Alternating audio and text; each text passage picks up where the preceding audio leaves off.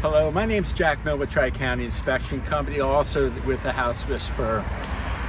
Today I want to talk about heat pumps, and one of the reasons why is that people really don't know how they work.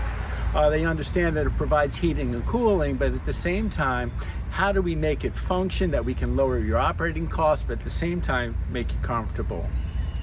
When I bought this building back in 2008, it was used as a mixed-use property. There was a combination of a barber shop as well as a house rental.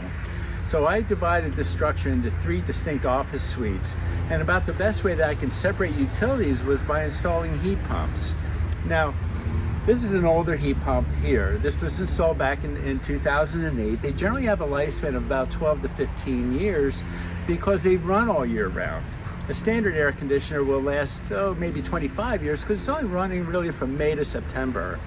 But the beauty of this machine is that it provides comfortable heating until about December, because once temperatures start to drop a little bit, then the heat pump by nature cannot pull heat from the air anymore. So what happens is your electric resistant coils in most cases take over.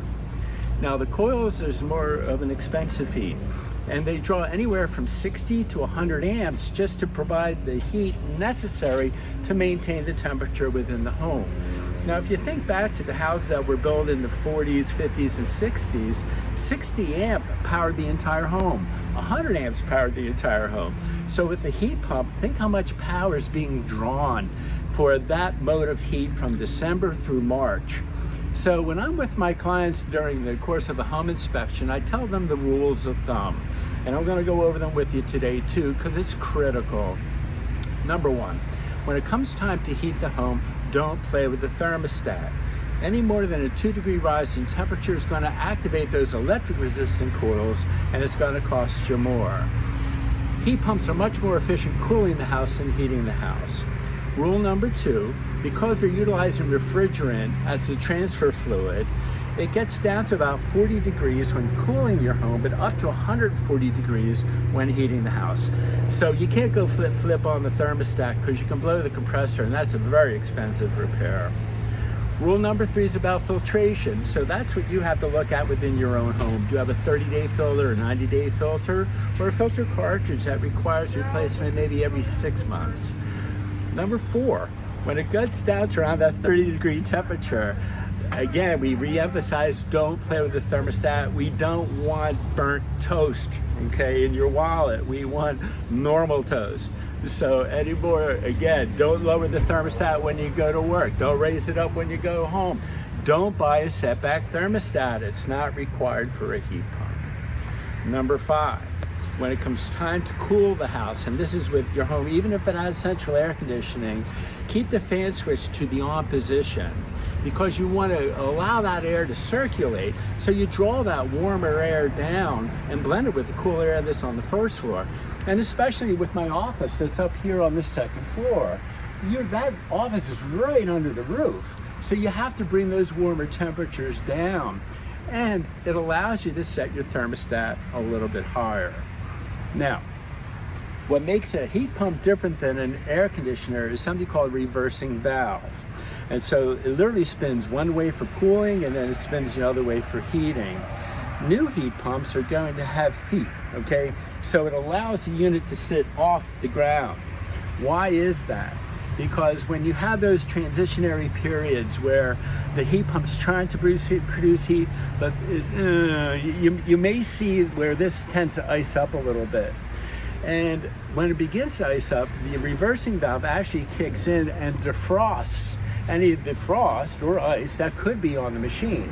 Now, if your heat pump experiences what I call the ice cube effect, okay, where this whole thing is encapsulated in ice, then you have a bad reversing valve. So it just happened to kick on for me. It's fairly quiet. An easy way to check a heat pump is by putting your hand over the fan, and during the air conditioning mode, there should be warm air, okay? And you should feel cool air along the side. On the inside, you can put your thumb right on the refrigerant line, and I tell my clients, I should feel like a cold beer, maybe about 40 degrees. But during the heating cycle, you put your thumb on that refrigerant line, you can't count to 5 because it gets too hot. So, when's the best time to check a heat pump? early May, because that's the beginning of the cooling season. You want to be prepared. And the next time is about mid-October, because you want to be prepared for the heating season. So the refrigerant of these heat pumps is really the lifeblood. And so if you're low in refrigerant on one season or the other, you will see that reflected in your energy costs. Now, heat pumps came into effect in this area around early 2000s. Why? Because the builders didn't have to do any infrastructure. They didn't have to run gas lines. They didn't have to install an oil tank. They didn't need a chimney to get those byproducts of combustion up and away. It was a plug and play. But the thing was, they came from North Carolina. We have a whole completely climate difference between down there and up here. So they experience some days that are cold, but we experience a lot of days that are cold. So when they first came into the region, the electric company actually provided incentives, EEE, Act 222, for the builders to better insulate their homes so it would make the heat pump run more efficient. Now, if you find that it's time to replace your heat pump, you want to look at what we call SEER, S-E-E-R ratings, because right now you can't sell anything less than a 13 SEER for efficiency. This year, it may come down to 14 SEER, but if you can get a 16 SEER, 18 SEER, 20 SEER, your efficiencies are going to be much higher, thus reducing your energy costs, but at the same time, it's going to cost you a little bit more. So it becomes a business decision. If you're planning to live within your home for the next 10 years or so, get the higher SEER rating. But in this part of Bucks County in Pennsylvania, we have a lot of transient people that move in and move out because of the corporate structure. So if you think you're only going to be here 3 years, then I would tend to save on the SEER costs and get something that's going to satisfy your needs for the short term.